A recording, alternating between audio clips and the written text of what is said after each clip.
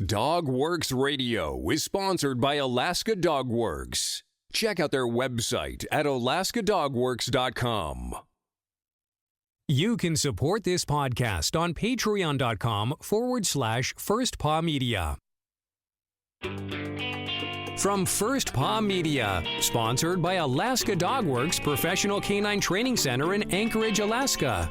This is Dogworks Radio, committed to families and their dogs to build lifelong and fulfilling relationships. Visit our website at dogworksradio.com.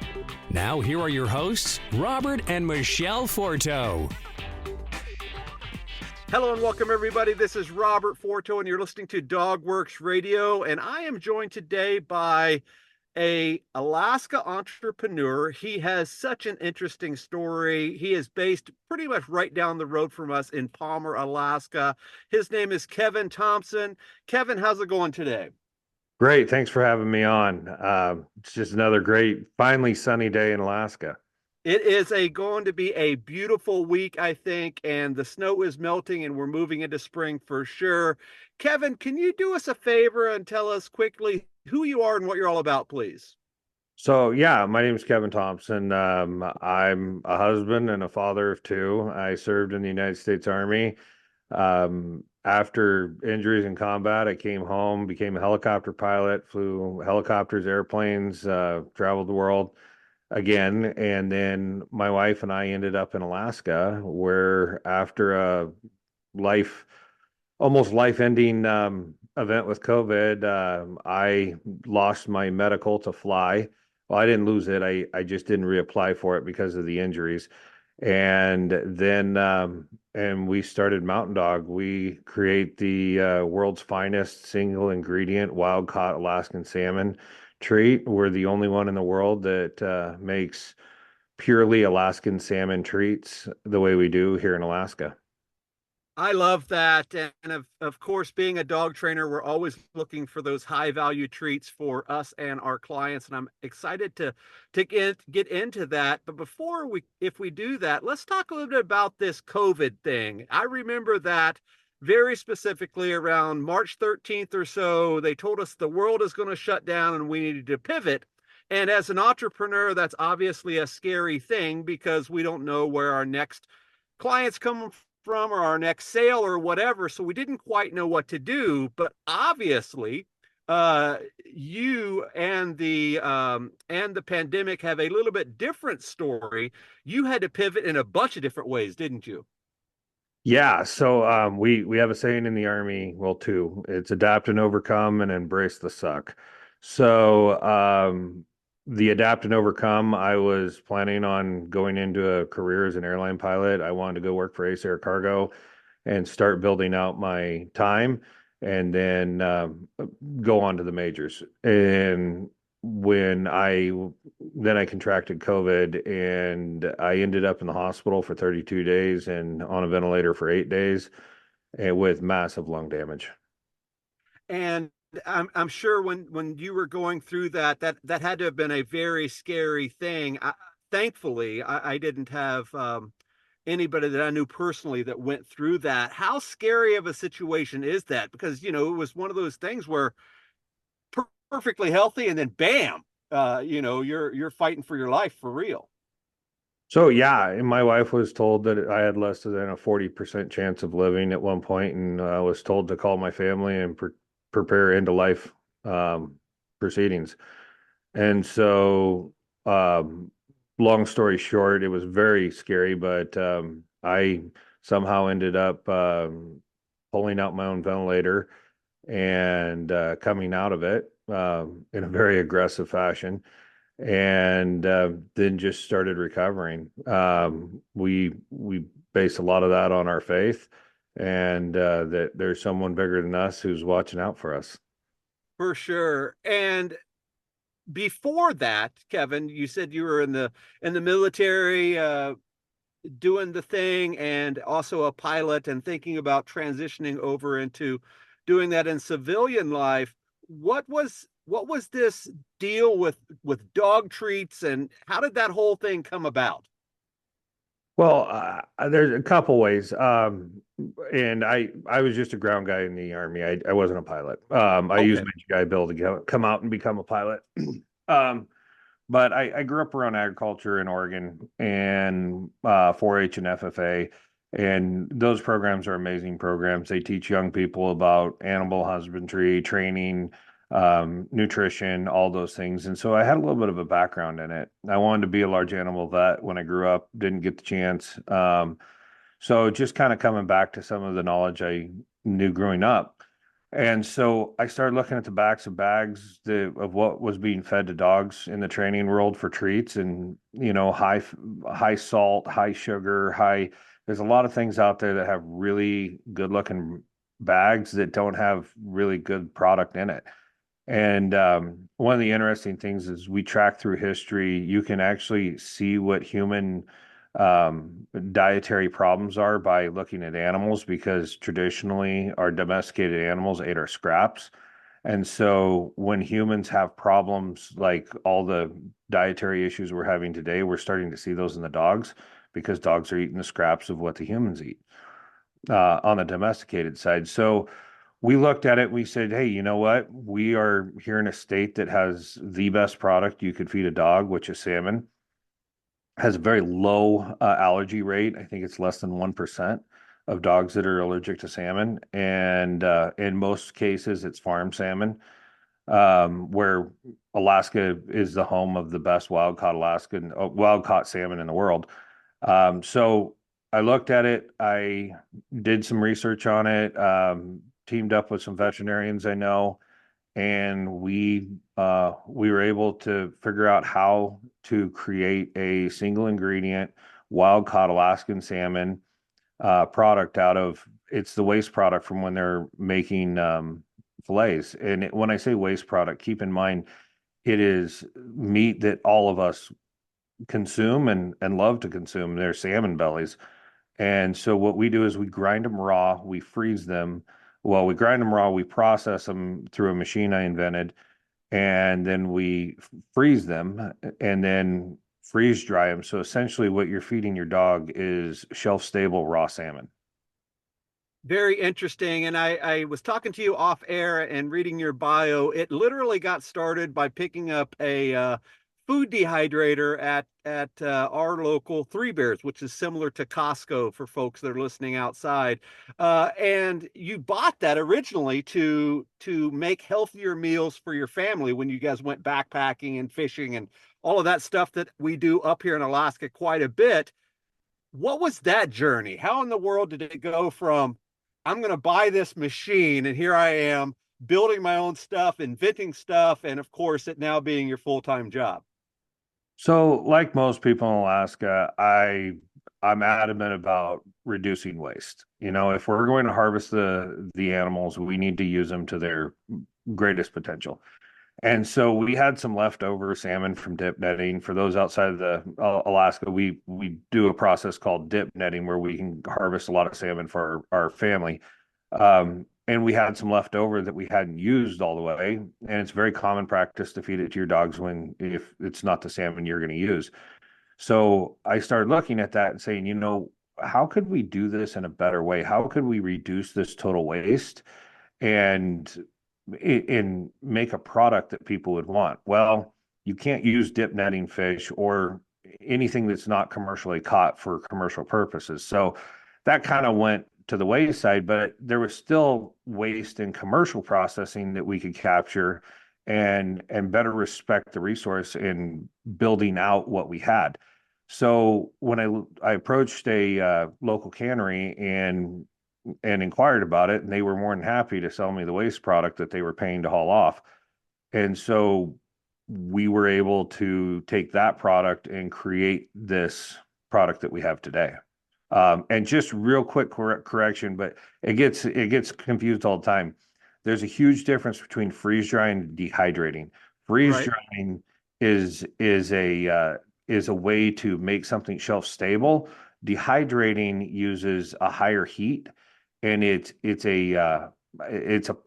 almost like a cooking process. It's a little lower grade than a cooking process, but freeze drying is really taking all the natural things that are raw in that in that product and preserving them without having to use chemical-based preservatives. Gotcha, gotcha. So you've got the process set up. You started your business, but I guess I should ask. We should take a step back. Is what is your experience with dogs, with pets before this? What is the breed of choice? What kind of experience do you have there? So growing up, we had cow dogs and a German Shepherd. The cow Okay, dogs were for the cattle, and the German Shepherds were for my brother and I. Kept us out of trouble. very Um, good. and so yeah, border collies. I think we had some labs. I mean, I just grew up with a family dog. Like 90% of the people out there, they weren't any special breeds or anything.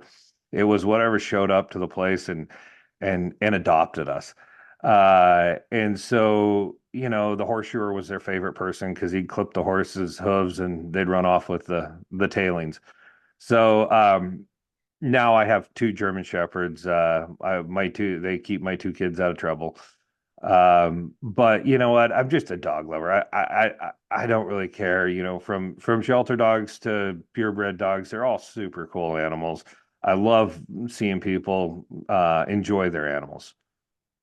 For sure. And let's jump back into the business side of this, Kevin. So you survived COVID, you came up with this idea, and you were off to the races. And a quick aside here, my COVID project, if you will, we started a coffee company called First Paw Coffee Company, and we would go down to Seattle and pick up the beans and bring them back to Alaska on the airline and do all of this stuff. And we thought, okay, this is going to be our saving grace. If the world falls apart and we can no longer do dog training, we'll sell coffee. And we quickly found out that Alaska is its own beast when you're doing mail order type products. And I say that because it costs almost the same amount to ship out a pound of coffee here in Alaska to the lower 48 as it does for the coffee itself.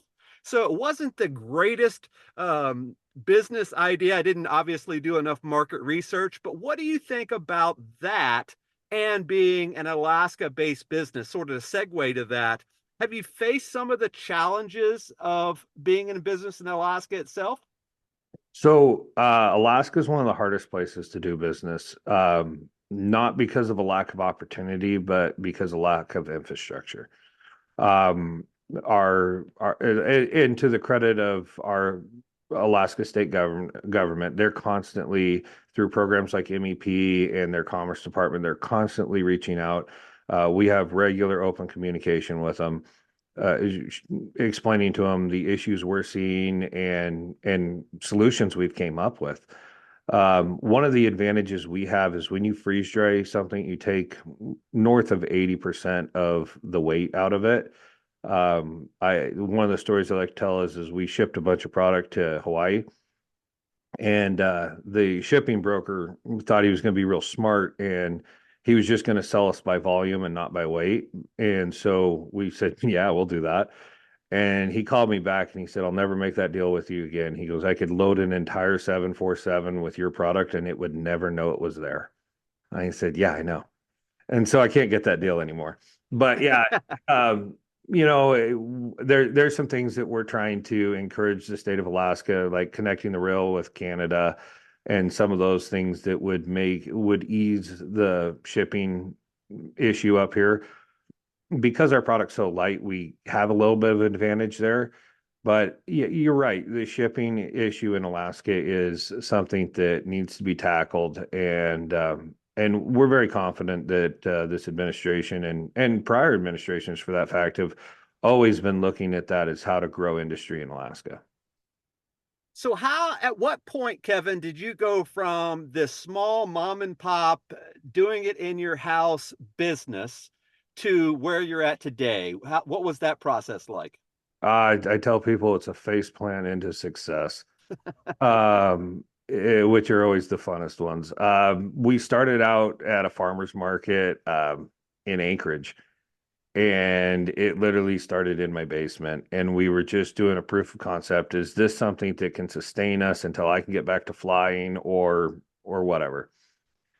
And we made up a bunch of them. We sent them to a friend of ours who runs a farmer's market, and he came back and he said they're all gone. I was like, okay, well, I'll make you some more. And he goes, no, they were all gone halfway through the day. I need even more.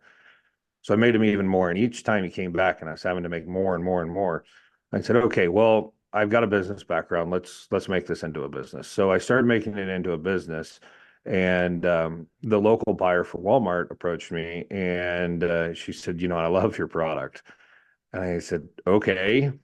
And so we went straight into Walmart and for Alaska, and then we picked up Hawaii, and it just took off from there. And then we picked up Fred Meyer, and we picked up a couple other retailers in the area, and so it's just been growing exponentially since then. So as an idea, it's technically the business is a little over 2 years old, but we've been actually in the market um, for 18 months. And right now we're shipping to 24 states and we have multiple retail locations. Wow. Kevin, I travel quite a bit for our work, and one of my favorite things to do in a hotel is watch old rerun episodes of Shark Tank.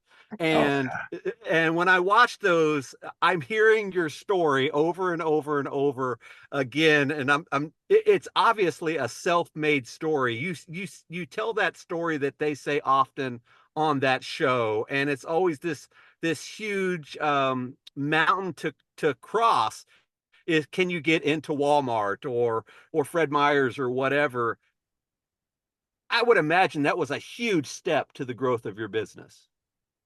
well, yeah. So, people give me a hard time about our prices, and I kind of chuckle on the inside because when I first started selling these, a 30 treat bag was going for $44. Wow. Just because the shipping of getting all the bags and stickers and everything and manufacturing them and putting them in the bags and the labor associated. When when Walmart and Fred Meyer came in, people want to say what they want about the Walmart and all that, but I mean, it was really good for our company. It allowed us the order size they brought in allowed us to reinvest and buy in bulk to drive our prices down from $44 a bag to $24.99. And so and then we're getting ready to come out with a new product that will be even better. It's just a constant reinvestment back into your company. We're very blessed that I don't need to draw a wage from Mountain Dog right now, so every dollar gets reinvested back into Mountain Dog, back into our employees, back into our production, building a better company. I love that. Next question, Kevin, before we run out of time here, is obviously that the pet industry is a multi-billion-dollar industry, and there's products galore out there, from leashes to treats to brushes and everything in between. How are you competing in that space? When you walk down the aisle of a Petco or a Walmart or a Fred Meyer's or whatever, there's literally hundreds of choices for people to make. People outside, they don't quite understand, I think, the connection to Alaska that you talked about. So how are you crossing that bridge, if you will, with all the choices and where you're at today? So it's really through packaging. Most people, we joke, have an internal joke in the company that, most fish are colorblind, but all the fish lures are very pretty and painted up very nicely. Um, it's because that's what attracts the fishermen, not the fish. So we have a superior product, but you can't just put a superior product in a nondescript bag. You have to have excellent marketing. Um, Alaska, Last Frontier, Northern Lights, Husky Dogs, Iditarod, all that stuff is a major sell down in the lower 48. People have this nostalgia about Alaska, and when you can speak to that and when you can capture them and really we're selling them the adventure of Alaska through dog treats. And the treat we're selling them is the healthiest thing they can give to their dog. So they get the health, they get the adventure, and they get to be a part of a business that is just skyrocketing and growing faster than sometimes I'm comfortable with. Yeah, and we were talking over email before we recorded, and you were talking about some of the things that you have down the pipe. Is there anything you would like to share with that? So yeah, we're very excited. We're getting ready. We're currently working with the United States Army to outfit some of their elite dogs in their kennels. We've been sending samples back and forth and testing some things out. And so we're going to be able to work with some of the units everybody gets to hear on TV. We also got picked up by Rebel and Speedway. So every 34 gas stations and convenience stores in Alaska will all be carrying our product now.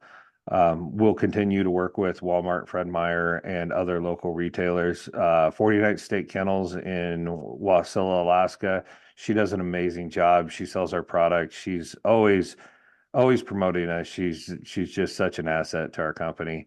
And the other local retailers in the area, AK Bark and some of the others. So we try to say we're a customer service based company, and so if you need our product, you can jump on our website, akmountaindog.com, or you can go to a local retailer. Some of the local retailers I just mentioned, and they'd be more than happy. All the way up into Fairbanks, the Fairbanks Natural Food Store, Natural Food Pantry in Anchorage. They all carry it. They do an amazing job. We have the best retail vendors out there. So, Kevin, before we run out of time here, I'm sure we could probably talk forever, but there are some important aspects of this that you want to convey, in particular about how the treats are processed and, sort of the how the sausage is made, if you will, to your customers and clients. Tell us about that. Yeah, so outside of the process, which is proprietary, I do try to convey that this product has very high natural omega-3s.